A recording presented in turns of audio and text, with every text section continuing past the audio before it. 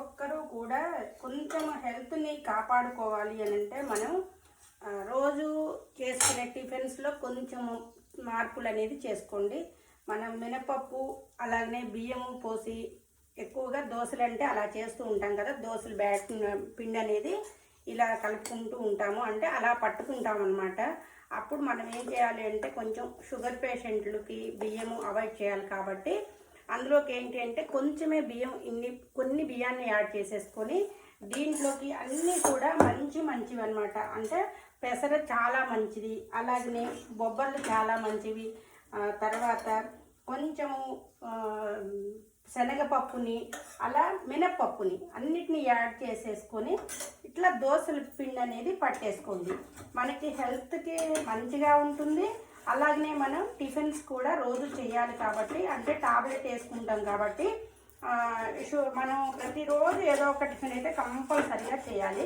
అలాంటప్పుడు ఇలా ఒక్కసారి మనం ప్రిపేర్ చేసుకొని దోశలు వేసుకున్నాం అనుకోండి, మన హెల్త్ బాగుంటుంది.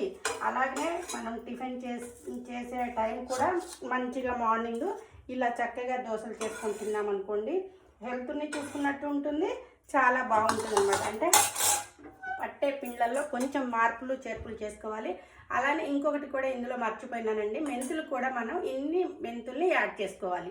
అన్నీ కలిపి నానబెట్టేసుకొని ఏం లేదండి, మనం మిక్సీ కానీ గ్రైండర్ కానీ వేసుకోవడమే. చక్కగా ఇలా తయారు చేసుకున్నాం అనుకోండి, మనకి హెల్త్ బాగా ఉంటుంది. అలాగనే మంచి ఫుడ్ మనం ప్రిఫర్ చేసిన వాళ్ళని కూడా అవుతాము. నేనైతే ఈరోజు అయితే ఇలానే దోశల పిండి పట్టానండి. ఎప్పుడు కూడా దోశల పిండి ఎక్కువ మినపప్పు, ఎక్కువ బియ్యం వేసి పడుతూ ఉంటాను. అలాంటిది కొన్ని మనం అవాయిడ్ చేయాలి కదా, అంటే బియ్యాన్ని ఎక్కువ అవాయిడ్ చేయాలన్నమాట. అందువల్ల నేనైతే ఈరోజు దోశల పిండి అయితే ఇలా పట్టాను. అంటే హెల్త్ సీక్రెట్ ఇది.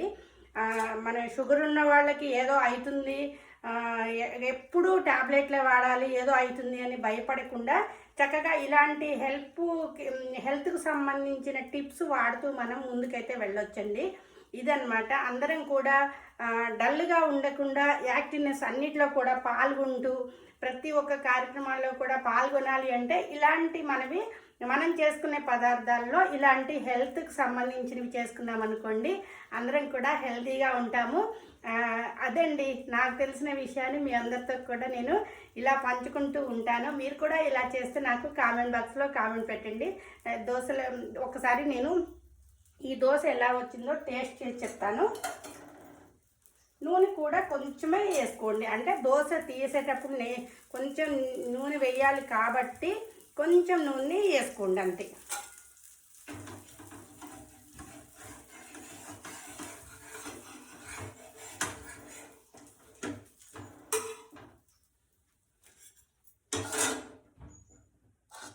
ఈరోజు నేను పల్లీల చట్నీని కూడా అవాయిడ్ చేశానండి. పల్లీలు కూడా మనం ఎక్కువ తినకూడదు కాబట్టి పల్లీ చట్నీ లేకుండా చక్కగా టమాటా చట్నీ చేశానమాట. టమాటా చట్నీలోకి దోశ అయితే పెట్టుకొని తింటా నేను. ఇప్పుడైతే నేను అసలు మామూలు దోశ ఎలా వచ్చింది, టేస్ట్ ఎలా ఉంది, ఇందులో ఏమేమి వేసాను అంటే మెంతులు, కొంచెము పచ్చిశనగపప్పు, కొన్ని పెసలు కానీ పెసరపప్పు కానీ, కొన్ని మినుములు, కొన్ని బియ్యం అన్నమాట. ఇవన్నీ కొంచెం ఎక్కువ తీసుకున్నాను, బియ్యం క్వాంటిటీ అనేది తక్కువ తీసుకున్నాను. చూసారు కదండి, బొబ్బర్లు, అలసందలు అన్నీ ఏ ఉన్నా కానీ పప్పులన్నీ కూడా యాడ్ చేసేసుకోండి. నేనైతే తిని చెప్తాను.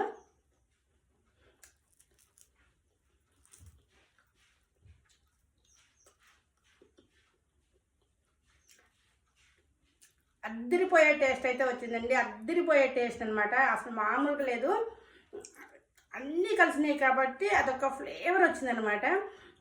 మార్నింగ్ టిఫిన్ అయితే ఇలా మనం అన్నీ కలిపి చేసుకొని చక్కగా రుచికరంగా హెల్త్కి సంబంధించి 2 బెనిఫిట్స్ తోటి ఇలా టిఫిన్లు అయితే ప్రిపేర్ చేసుకోండి. చూసారు కదండి, నాకు తెలిసిన మంచి విషయాలన్నీ కూడా మీతోటి ఎప్పటికప్పుడు కూడా ఇలా చెప్తూ ఉంటాను. మీ అందరూ కూడా నన్ను ఆదరిస్తున్నారు. థ్యాంక్ యూ అండి అందరికీ మరొక్కసారి.